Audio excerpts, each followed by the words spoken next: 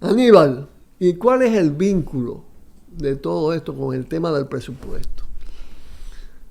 Bueno, con el que se ha diseñado sí, para el 2024. Te decía que cuando el país gasta más que lo que puede consumir, y eso lo lleva a un endeudamiento o a un déficit en su balanza de pago, que tiene que cubrir ese déficit con endeudamiento y con la búsqueda de inversión extranjera. Ahora, ¿qué pasa?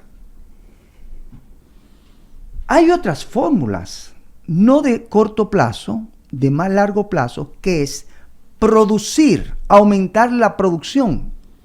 Cuando tus finanzas se están quedando cortas, el déficit. Exactamente, cuando tus finanzas se están dando cortas, o tú reduces el consumo o aumenta la producción. Claro.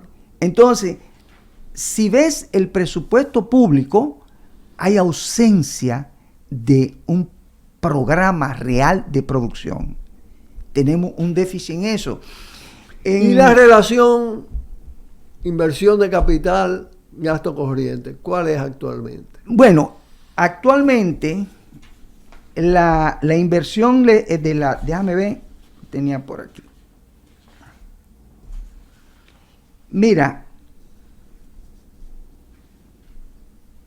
los ingresos corrientes, ¿sí? Déjame ver, el gasto. Tenía un cuadrito por aquí que me facilitaba. Aquí está. El gasto, ¿sí? El gasto corriente es el 88.6%. Pero eso es de lo más alto de la historia reciente de materia Narciso, pero estamos en época de campaña y entonces no nos vamos a reelegir. Oye, pero además viene reduciéndose. Sí, de todo el gasto, el 88.5, 88.6 son gastos corrientes, de los cuales... O sea que la inversión de capital es un 11%. La inversión de capital es 11.4. 11.4. Sí. Ridícula. Sí. Y entonces tú tienes que aquí de esa están las transferencias corrientes, el pago de los intereses de la deuda, en ese gasto corriente, un componente es el pago de los intereses de la deuda, está como 21.7%. ¿Y el pago de amortizaciones? Sí, ahí están todos los pagos, sí, las amortizaciones. Se hace más del 40%. El compromiso de deuda hace más del 40% del presupuesto. La prestación de la seguridad, el 1.1%. Entonces, el gasto de capital serían las apropiaciones de recursos, 36.7%, activos fijos, 36.1%, las transferencias, 25%, construcciones en proceso, 1.3%, y reserva presupuestaria, 0.9%.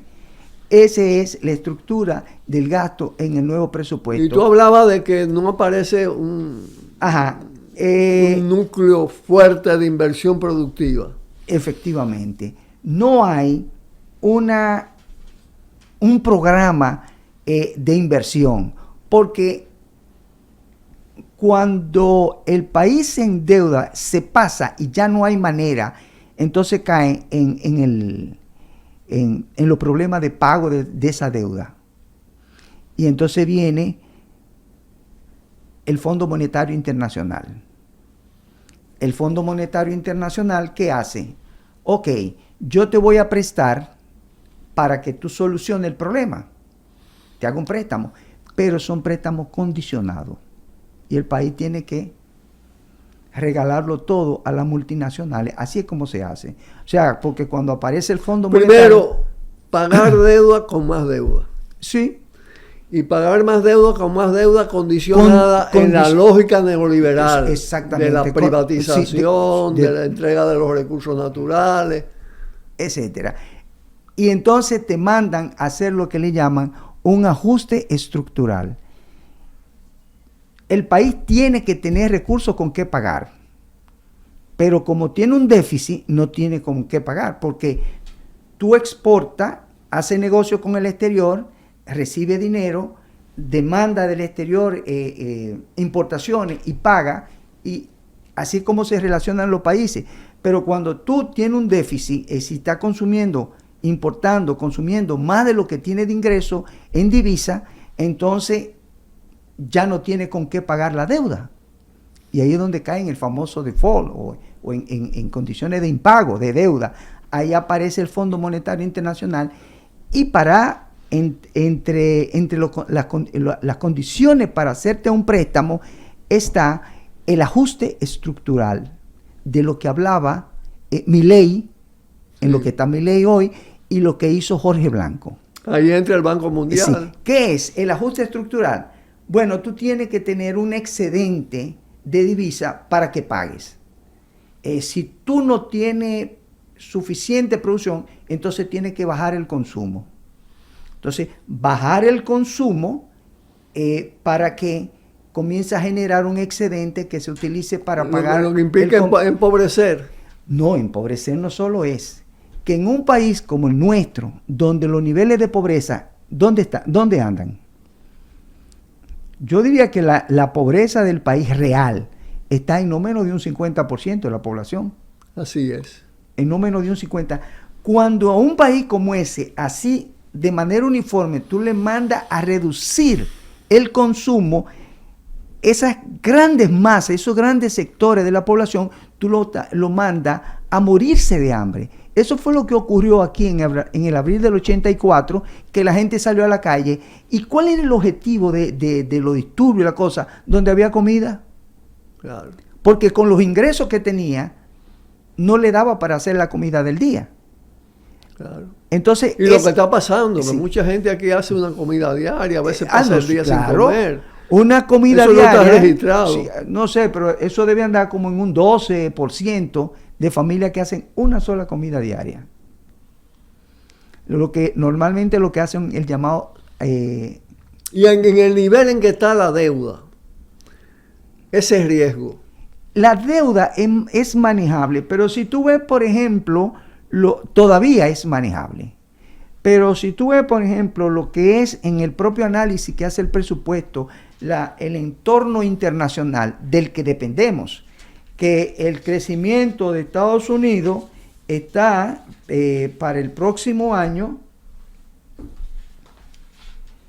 hablan de que Estados Unidos para el 2024 viene de crecer en el 2022 un 1%, bajó en el 2023 1.8 y para el 2024 1.0. China, que es actualmente el motor de la economía mundial, después que salió en la pandemia, subió su producción a 2.6 y luego a 4.6, pero se prevé para 2024 4.4. China era un país que crecía un crecimiento de 2 dígitos. Claro. Yo no tenía acostumbrado 12. A eso. O sea que aunque eso es un crecimiento bueno para cualquier país, no es el caso de China, que es el motor de la economía mundial. Pero ¿qué pasa? ¿Por qué la economía de China tiene que caer? Porque la demanda global ha caído. ¿Sabes qué? China es el gran productor de bienes para el mundo. Por ejemplo, la eurozona en el 2023 va a crecer apenas en 0.9 y en el 24 1.4, que yo lo creo excesivo. Estos son datos del Fondo Monetario Internacional que también se maquillan y se... Claro. Porque cuando tú lees la problemática europea después de perder el petróleo barato de Rusia y tener que pagarlo un 40% más caro, que es el gas y el petróleo de Estados Unidos, ha perdido competitividad en los mercados internacionales. Por eso la industria automovilística de China lo está arrollando. Sí. Entonces dicen que eso es trampa, que sé yo cuánto. No. Es que Europa ha perdido competitividad porque la competitividad de Alemania que era la locomotora, como le decían, de la economía de la zona euro, del petróleo. Sí, exactamente. Y al no tenerlo, eso es lo que ha pasado. Vamos a dejarlo ahí para hacer una pausa y volver. Cuidado, cuidado. Tiro al blanco.